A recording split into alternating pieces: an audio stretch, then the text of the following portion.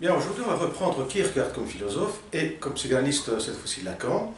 Et on va les mettre en parallèle sur la base d'un concept très important pour Kierkegaard, mais également pour Lacan, qui est la répétition. Lacan reprend ce concept de Freud, mais on va voir comment la tournure qu'il lui donne est celle qu'on peut retrouver, qu'on retrouve chez Kierkegaard. Pour commencer, on va simplement faire un exemple concret, entre autres, c'est un des exemples à peu près que Kierkegaard amène. C'est celui-là donc vous avez passé par exemple une très belle vacance cet été, qui vient de passer maintenant, et le souvenir que vous avez, voilà l'importance du souvenir, mais qui n'est pas la répétition, on va voir pourquoi, vous en refaites un souvenir dans votre souvenir que vous en avez gardé, c'est celui-là d'un souvenir agréable, qui vous a donné un plaisir, que vous avez pu jouir de très bons moments, et vous voulez pour l'année prochaine revivre ces mêmes moments.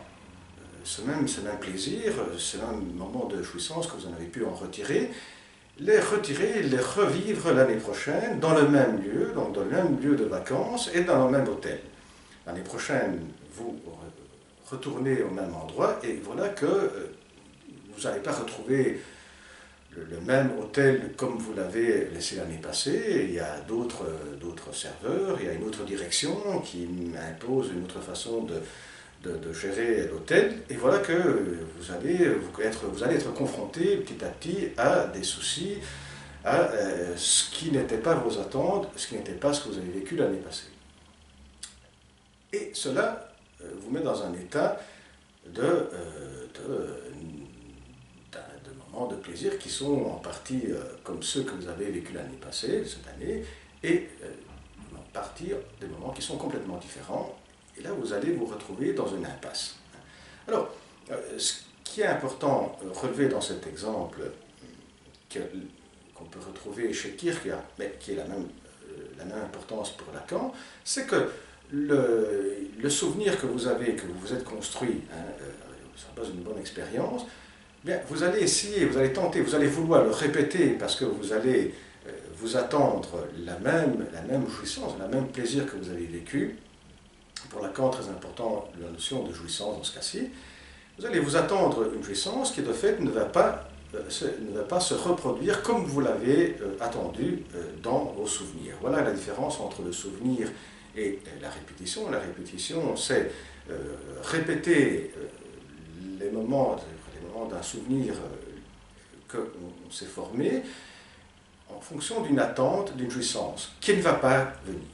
Alors, dans ce qui ne va pas se réaliser, qui ne va pas venir comme celle qu'on s'était attendue, met en avant une nouvelle catégorie qui est la catégorie de l'impossible. Voilà que la répétition se noue avec cette nouvelle catégorie qui est l'impossible. Et ces deux moments sont très importants pour Kierkegaard et pour Lacan, parce que c'est après ce ratage, si vous voulez, de cette jouissance que vous attendez mais qui ne se réalise pas, que vous allez relancer ensuite la répétition, ce qui va amener dans un point très important pour Lacan, qui est la répétition continue, à travers quoi un souvenir, c'est que ça s'inscrit une certaine trace dans le tissu symbolique, à travers l'imaginaire qui est de l'attente d'une jouissance, mais une attente, donc c'est dans l'imaginaire que ça se produit, et qu'on veut après la reproduire dans une répétition, et là on rencontre la catégorie de l'impossible, qui est la catégorie pour Lacan du réel.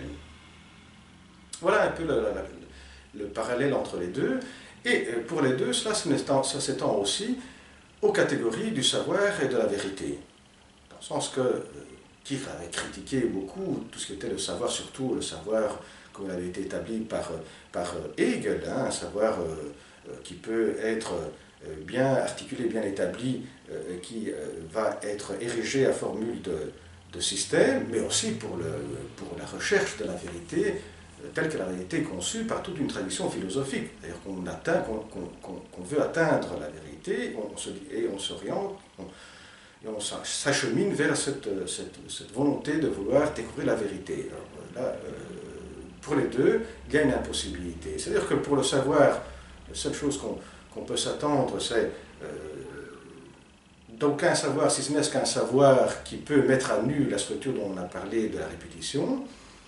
Et en ce qui concerne la vérité, ben, la vérité est le moment qui peut surgir. Donc on ne peut pas la découvrir, donc c'est inutile de vouloir s'acheminer vers une vérité ultime.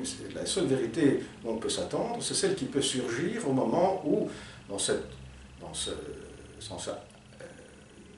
instant d'ouverture qui est la caractéristique pour la Kierkegaard de l'être humain, de l'ouverture qui nous met dans une position d'attente angoissante, c'est celle que la vérité qui va surgir de ce moment-là, qui est une vérité autour de cette catégorie de l'impossible confrontée à l'ouverture du réel.